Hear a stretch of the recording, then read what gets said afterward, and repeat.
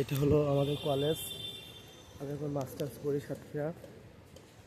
আজকে আমাদের ইংলিশ পরীক্ষা আছে।